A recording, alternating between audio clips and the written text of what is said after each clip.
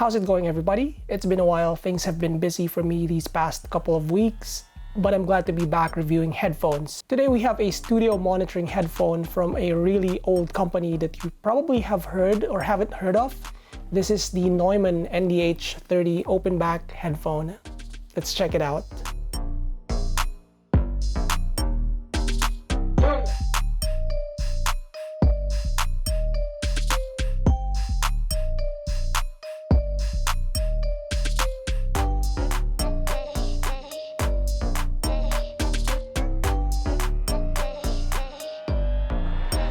The NDH 30 is Neumann's second headphone next to the NDH 20, which is a closed-back variant that they released in 2019.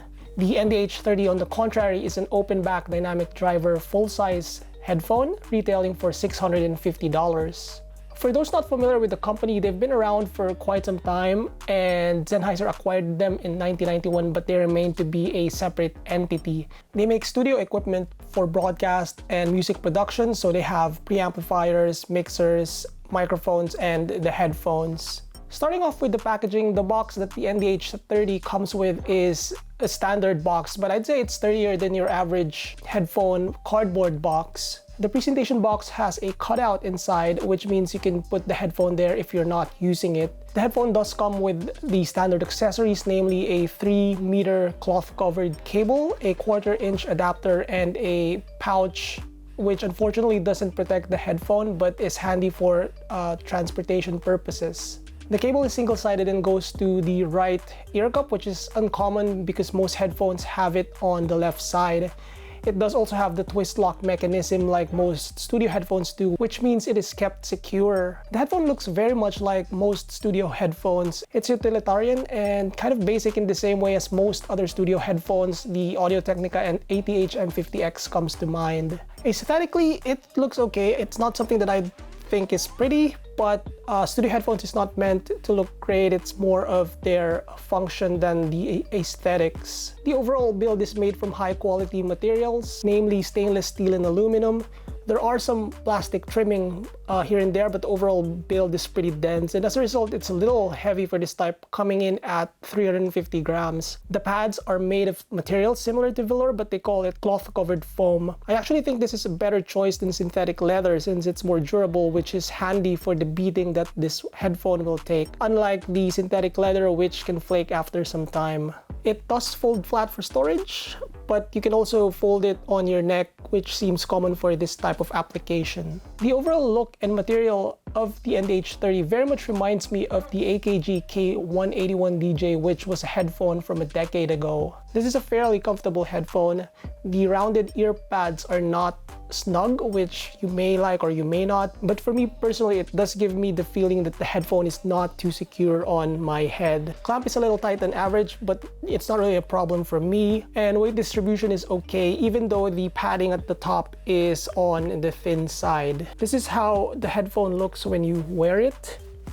As you can see, it's a fairly bulky headphone for this type, but it's not something that I have problem wearing for long listening sessions. The NDH 30 is an open headphone, but it does feel like a semi-open headphone because it does have some passive noise isolation, and also it doesn't leak as bad as most other open headphones that I have, namely the Hi-Fi-Man Sundara or the Hi-Fi-Man Edition XS that I reviewed recently. I would say they're very similar to the Beyerdynamic DT880, DT990 in terms of sound leakage and passive noise isolation. I always feel studio headphones should be closed or sealed headphones because of the potential noise that is gonna get in, but seeing that a lot of the headphones in this space are open headphones, I thought maybe not all studios need that passive noise isolation. Now onto the sound. Studio headphones tend to be a little too bright for me, and I think most of the studio headphones that I've reviewed previously are almost always bright.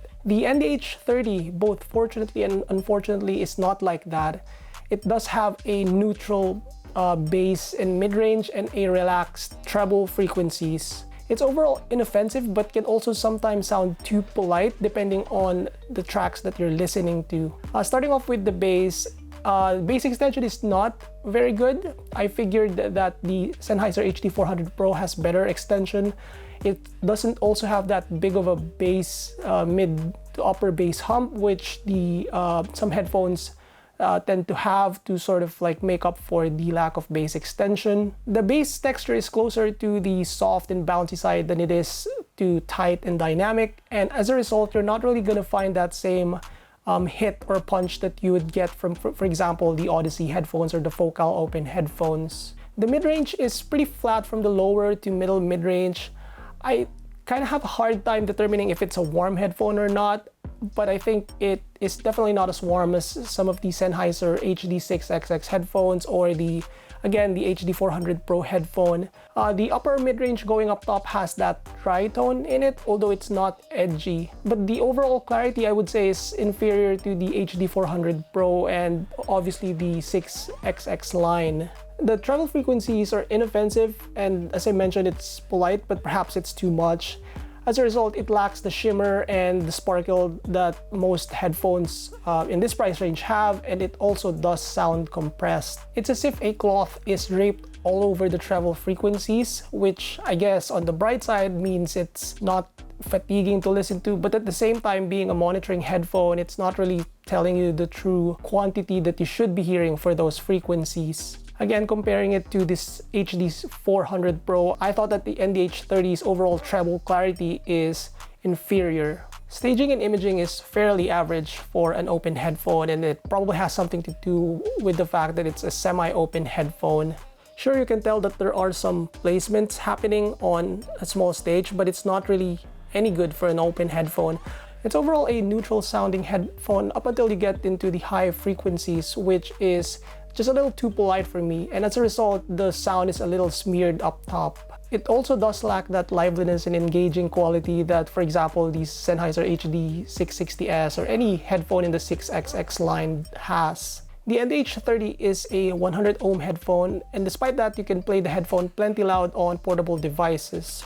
It does get loud enough, and yes, I think it does benefit from a headphone amplifier and a good DAC, but overall it's not that big of a requirement. The NDH30 responds well to EQ. I was able to add a bass shelf and a treble, additional treble quantity, but it didn't really fix the shortcomings in the overall technical performance. So wrapping this up, the Neumann NDH30 is an inoffensive headphone that gives you fatigue-free listening. I'd say it's okay, but it's just too expensive for its $650 price tag. The HD400 Pro is a better sounding headphone all in all in my opinion, despite the massive price difference, which is why most of the comparisons was done with that headphone. I thought the 400 Pro is more neutral with better technical performance, though it's a bit brighter than the NDH30 and may not sit well with some people. Overall, I wouldn't still classify the 400 Pro as a bright headphone. The edge of the NDH30 over the 400 Pro is it's made of better materials, more premium in the hand, has better passive noise isolation, and seems to be better overall in taking the daily beating of studio use. It could be your cup of tea too when it comes to its overall aesthetics. That's about it for the Neumann NDH30 open back headphone. I'd love to hear your thoughts about this one. Thumbs up the video if you like it, subscribe for more headphone.ph video reviews, and visit headphone.ph for the text version of this review. I'll see you guys next time.